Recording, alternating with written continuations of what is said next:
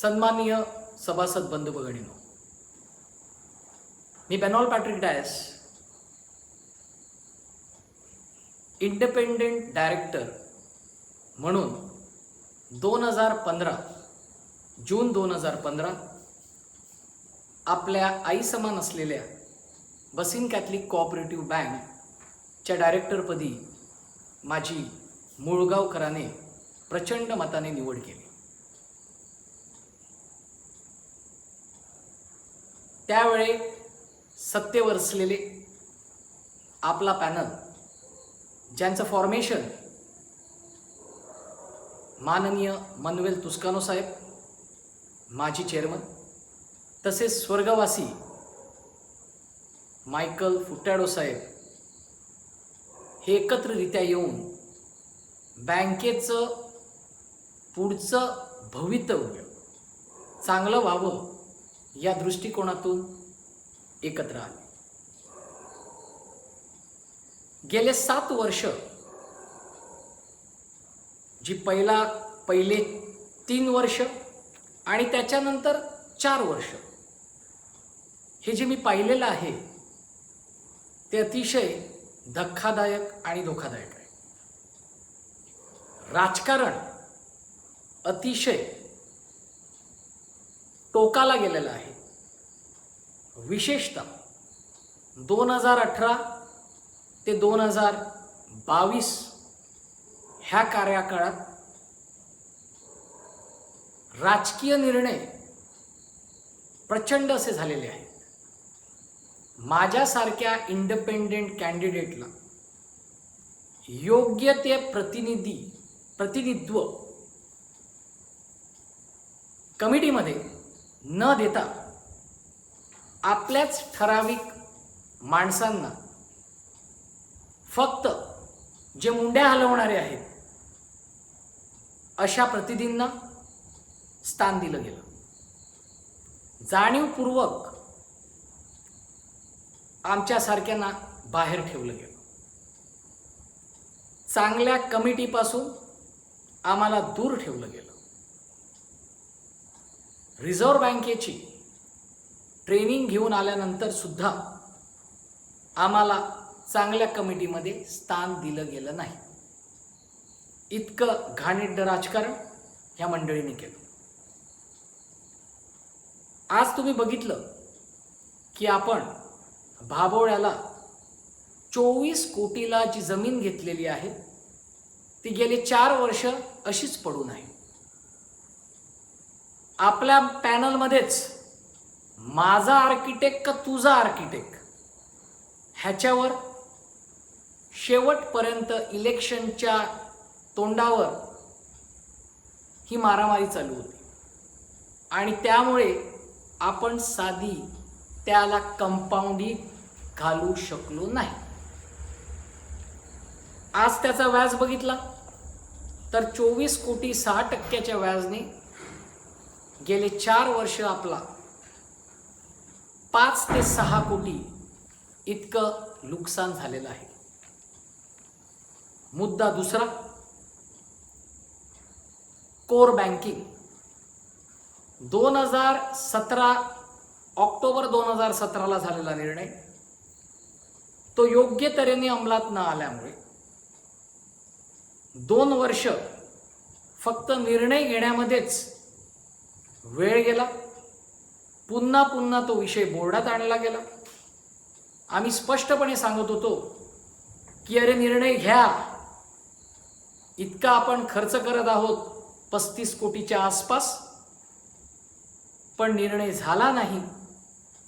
त्याच्यानंतर पुन्हा असाच प्रकार घडला आणि 2019 मध्ये तो निर्णय झाला, पण कोरोना चालू झालं आणि पुन्हा हा सगळा डिलेड प्रोसेस, त्याचे परिणाम, त्याची कॉस्ट 10 करोडाने वाढलेली आहे.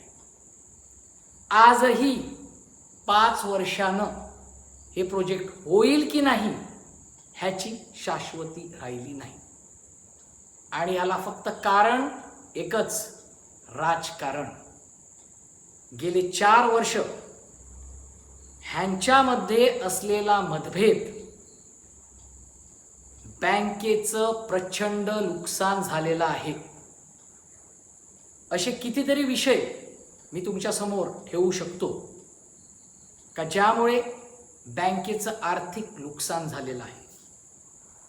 चुकीची लोन्स, त्यामुळे त्याचं रूपांतर NPA झाल्यामुळे रिकव्हरीला होणारा त्रास, हे सगळं घडलेलं आहे. हे सरकार आपल्या पॅनलचं होतं. चेअरमन जे बसलेले होते आपल्या पॅनलचे, त्यांची ती जबाबदारी होती. पण फक्त राजकारण करायचं, बाहेरून रिमोट कंट्रोलने ऑपरेट करायचे, त्यामुळे आज ही परिस्थिती उद्भवलेली आहे. माझी कळकळीची विनंती आहे शेअर होल्डरला, कारण ते तुमचे पैसे आहेत, तुमचे डिपॉझिट्स आहेत. ही बँक टिकली पाहिजे. आपल्या पुढच्या भावी पिढीला ही बँक असणं, कार्यरत असणं गरजेचं आहे. आज बँकिंग रेग्युलेशन ॲक्ट अमेंडेड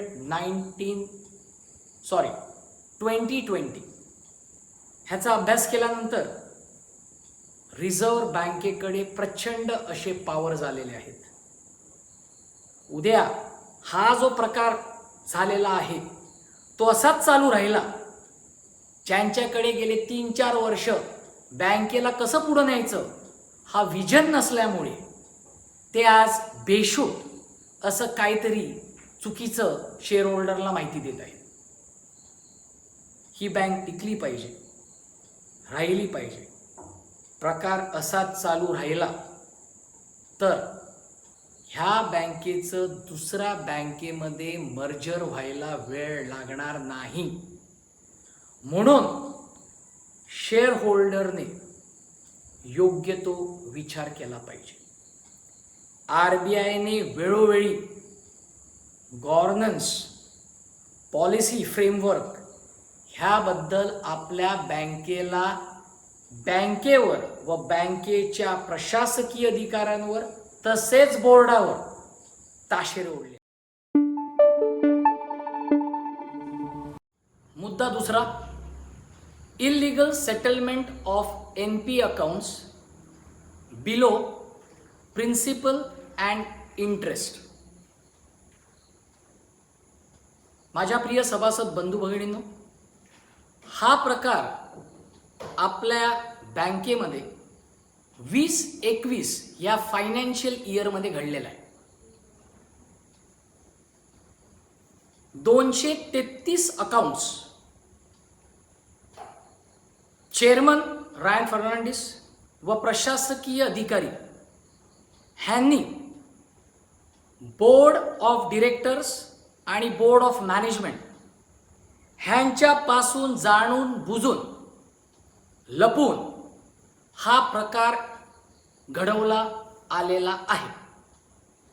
त्यामुळे बँकेचे 3.5 कोटी आर्थिक नुकसान झालेलं आहे. ह्या संदर्भामध्ये बँकेची कोणती पॉलिसी नव्हती. बोर्ड ऑफ मॅनेजमेंट, रिझर्व्ह बँकेने अपॉइंट केलेलं बॉम्ब ह्यांची कोणती परवानगी घेतली नाही. फक्त NPA कमी दाखवण्यासाठी हा प्रकार घडलेला आहे. ह्या संदर्भात मी पत्रव्यवहार केलेला होता. आजपर्यंत त्या पत्राचं उत्तर मला चेअरमन रायन फर्नांडिस किंवा प्रशासकीय अधिकाऱ्याने दिलेलं नाही. हा आर्थिक बँकेचं प्रचंड असं नुकसान झालेलं आहे आणि याची जबाबदारी चेअरमन ह्या नात्याने रायन फर्नांडिस यांनी घेतली पाहिजे. या संदर्भात ऑफिशियल कंप्लेंट स्टॅट्युटरी ऑडिटर तसेच रिझर्व्ह बँककडे गेलेली आहे. असे चुकीचे व्यवहार करून बँकेचं आर्थिक नुकसान आज होत आहे. ही अतिशय दुःखद घटना आहे. एक डायरेक्टर म्हणून, सिटिंग डायरेक्टर म्हणून शेअर होल्डर्सला योग्य ती माहिती पुरवणं माझं मी कर्तव्य समजतो. थँक्यू. तिसरा मुद्दा आणि अतिशय महत्त्वाचा मुद्दा जो NPA शी संबंधित आहे. डिसेंबर 2021 मध्ये RBIने sell off stress loans to ARC हा कायदा कोऑपरेटिव्ह बँकेला लागू केला आणि त्या अनुषंगानं आपल्या बँकेने, मॅनेजमेंट आणि चेअरमनने आपल्या बँकेचे 30 अकाउंट अप्रॉक्सिमेटली 107 crores ARCला विकण्याचा प्रस्ताव बोर्डासमोर आणला गेला. 107 कोटी प्रिन्सिपल अमाऊंट. ह्या संदर्भात ह्या 30 अकाउंटचं कोलॅटरल सिक्युरिटी जी आपण लोन देताना सिक्युरिटी घेतो त्याची कॉस्टिंग ऑलमोस्ट डबल होती. गेले 3 वर्ष हा NPA मध्ये असलेले अकाउंट्स आहेत. त्याची सिक्युरिटी न विकता आणि येणाऱ्या इलेक्शनला फटका बसू शकतो म्हणून ही शक्कल लढवली गेली. संपूर्ण 3 महिने त्याच्यावर बोर्डात चर्चा झाली. ज्या दिवशी ARC संदर्भात प्रस्ताव आला त्या दिवशी बोर्डामध्ये मी स्पष्ट विरोध केला. कारण बँकेला 70 ते 80 कोटी प्रिन्सिपल अमाऊंट इंटरेस्ट सोडून द्या, त्याचा फटका आपल्याला बसत होता. 3 वर्ष व्यवस्थित प्लॅनिंग केलं असतं, आपसामध्ये मतभेद झाले नसते, तर हे रिकव्हरी सोपी होती. ह्याचा अर्थ असा की सगळी चुकीचे लोन्स दिल्यामुळे हा सगळा प्रकार घडत आहे आणि हे सगळ्यात चॅलेंजेस पुढे बोर्डासमोर येणार आहेत. गेले 3 वर्ष किंवा गेले 4 वर्ष प्रॉपर स्ट्रॅटेजी न केल्यामुळे, सगळं इझिली घेतल्यामुळे आता ह्याचे परिणाम शेअर होल्डर्स भोगत आहेत. ह्याविषयी मला जे सांगायचं होतं ते सत्य परिस्थितीवर आहे. जो माझ्याकडे डेटा आहे, माझ्या समोर हा सगळा डेटा आहे जो आम्हाला बोर्डामध्ये दिला जातो. आज इलेक्शनच्या तोंडावर सगळं कव्हरअप करण्याचा प्रयत्न चेअरमन रायन फर्नांडिस तसेच काही माजी संचालक करत आहेत. हे अतिशय दुःखद घटना आहे. गेले 25 वर्ष मी AGM मध्ये आणि गेले 7 वर्ष ॲज अ डिरेक्टर म्हणून मी ह्या बँकेची संबंधित आहे. वेगवेगळ्या विषयावर अभ्यास केलेला आहे. बँकेच्या इतिहासामध्ये हा प्रथम असा प्रकार घडत आहे. ही अतिशय दुःखद घटना आहे. इलेक्शनमध्ये आम्ही कसं निवडून येऊ म्हणून वेगवेगळे हातखंड चेअरमन रायन फर्नांडिस वापरून शेअर होल्डरची दिशाभूल करत आहेत. I am very sorry to say, share होल्डरची दिशाभूल करत आहेत. शेअर होल्डर्सने निर्णय घ्यायचा आहे, कारण पुढे बँक कठीण परिस्थितीतून जात आहे. गेले 3 वर्ष ह्यांच्याकडे कोणतीहीच प्लॅनिंग नव्हती.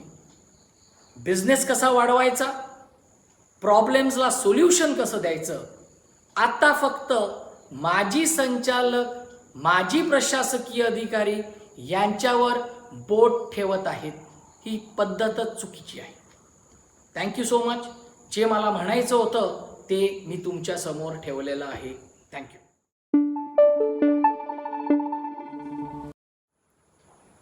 7 तारखेला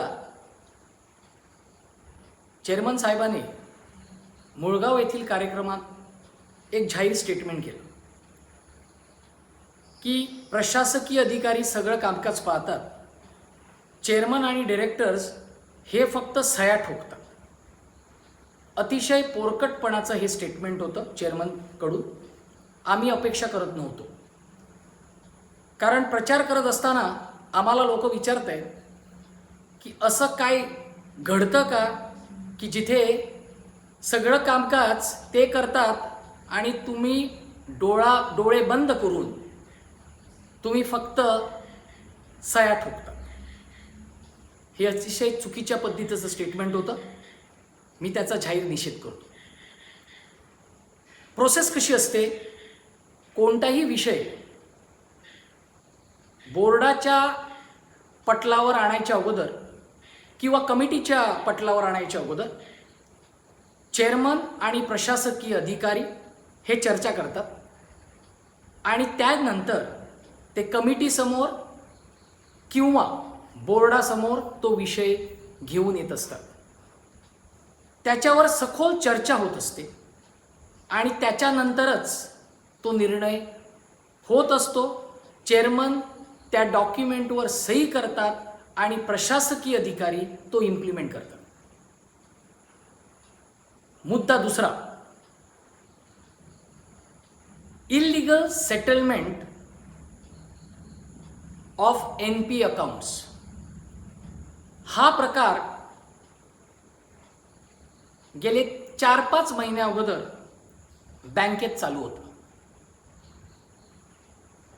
बोर्डाला व बोर्ड ऑफ मॅनेजमेंट ह्यांना अंधारात ठेवून हा प्रकार चेअरमन व प्रशासकीय अधिकारी ह्याने घडवून आणला. त्यामुळे बँकेला 3.5 कोटीचा फटका बसलेला आहे. हे दुर्भाग्य आहे. जेव्हा हा विषय आला तेव्हा मी स्वतः एक पत्र पाठवलेलं आहे आणि त्या पत्रामध्ये स्पष्टपणे म्हटलेलं आहे की चेअरमन रायन फर्नांडिस, तुम्ही हा विषय बोर्ड ऑफ मॅनेजमेंटकडे का नेलेला नाही? तुम्हाला कोणी अधिकार दिलेले आहेत असं इल्लीगल सेटलमेंट करण्याचं? आणि मग तुम्ही मिसलीड करून कोणतेही प्रॉपरली चर्चा न घडवता बोर्डाकडून मिसलीड करून अप्रूव्हल घेतलेली आहेत. हे चुकीची पद्धत आहे. आज आपला जो NPA वाढलेला आहे त्याला फक्त आणि फक्त कारण म्हणजे प्रॉपर कंप्लायन्स, ड्यू डिलिजन्स, जे RBIचं क्लिअर कट सर्क्युलर आहे ते सर्क्युलर लोन संदर्भामध्ये फॉलो न करता चुकीच्या पद्धतीनं लोनचा वाटप केल्यामुळे नाशिक, पुणे, मुंबई व ठराविक आपला वसई भाग, पालघर भाग ह्यामध्ये प्रचंड प्रमाणात NPA वाढलेला आहे. सत्य माहिती ही शेअर होल्डर पर्यंत पोहोचवणं हे माझं कर्तव्य आहे. म्हणून ह्या विषयाला मी हात घातलेला आहे. Thank you so much. आणि हे मी जे बोललेलो आहे ते जबाबदारीने बोललेलो आहे. थँक्यू. परिवर्तन पॅनल, चला बँकेला पुन्हा उज्ज्वल बनवूया.